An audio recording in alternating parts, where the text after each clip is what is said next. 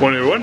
Today we're going to be talking about the spotted eagle ray. You get a few different eagle rays, the ornate and a few of the less common ones, but the spotted eagle is probably the one that everyone knows and has seen.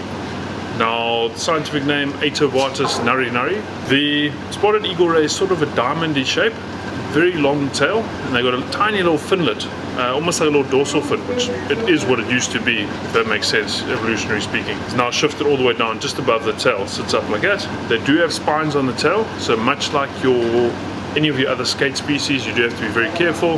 The spine does go into you. Watch some of the previous videos, you'll know what we're talking about. You want to stay away from it. If it does penetrate you, very hot water. It's a protein enzyme poison on there, so the heat actually denatures the protein, in essence kills the poison. Back to the shape, you've got a light colored bottom, normally white. Top, very, very dark, almost like a royal blue sometimes, with white spots all over it. They have very pointed wings, so diamond shaped wings. Their face is very similar to something like a duckbill, where they've got a protruding sort of mouth and the eyes sitting on the side of the head. Now when it comes to handling them, you want to handle them by the mouth. They do have spiracles on the side. Don't put your fingers in there. It's like getting a finger shoved into your lung. It's not a nice thing to do. Also, don't pull them by the tail. You can actually break the tails off because it's a lot of weight generally that you're trying to pull. The spotted eagle is probably most known for either being seen jumping out the water or someone having hooked it and been stripped, because they are extremely strong fish. They get to about 2 meters in disc width, so wingtip to wingtip, which is gigantic. And I think the biggest one I've ever heard being caught is just over 100 kilos. So most of them are smaller than that, but you do get them very, very large. In terms of location wise, on the South African coast, PE north, all the way up the coast into Mozambique side, they are predominantly a mussel feeder. So that sort of soft mouth and protruding mouth they use to go along the mussel bed and choose which mussel they want to feed on. Once they get that, they crush it with their grinding plates, and then they obviously ingest all the stuff inside, the nice juicy bits. So he's actually, you'll often see them when you're fishing on points, rocky points, especially on the south coast, north coast, wherever you're going to be. You'll see these big dark shapes coming along the mussel beds, and they're actually going and they're picking the mussels they want to eat. They can be quite finicky.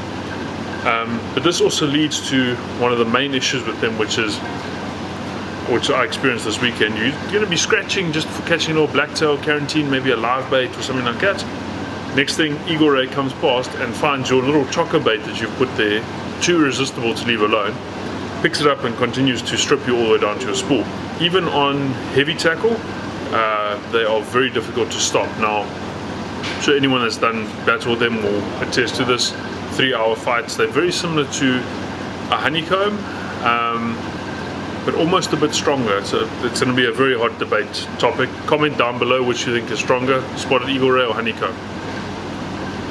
Yeah, you're going to be often catching them. Mussel baits are very, very good for them if you're specifically targeting them. Otherwise, your white chocker and oki type baits like that, they are a tricky one to target unless you know, if you've seen them coming through the area, they'll have an area they like to feed in. So you'll keep coming back.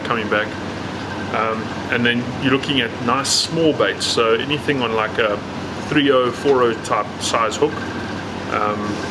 Obviously you're going to have to play them a little bit more gently, because you don't want that hook to now tear through the mouth and things like that. And your tackle that you're going to want to use with him is heavy, but you can't just lock and hold him. Everything's going to break no matter what you're using.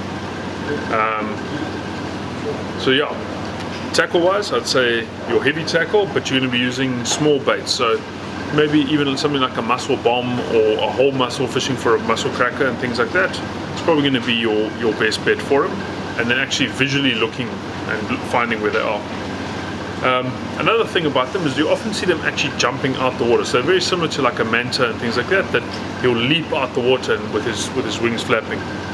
As to what they're actually doing, could be some form of a mating ritual display, could just be them having fun. We don't know the insights or the psyche of the eagle ray's mind.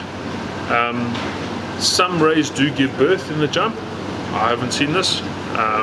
But actually the force of coming back down, they can give birth. As to why they do that, I don't know, but you often see them jumping in the deep. coming past. Now, sexual maturity of these fish around about 5 years, so fairly slow growing, and that's a disc width of about 1.2, I think it was 1.2 to about 1.5 meters. So a fairly large fish, and that's when they can first start actually reproducing. In terms of eating quality, they're too beautiful to eat, so just put them back nice and safely. Don't drag them up onto the rocks. Try and, if you can, release them right close to the water. Even if it is one hook, if you have to get close enough to be able to cut the line off just so you leave the hook in, that is also better than dragging them up the rocks to try and get a hook out. But yeah, careful of the tail. It's not the tip of the tail, remember, it's at the base where it joins the ray itself. And yeah, that's about it. If you do land them, respect them. He gave you a good fight, put him back and let him do it to someone else. Cheers, guys.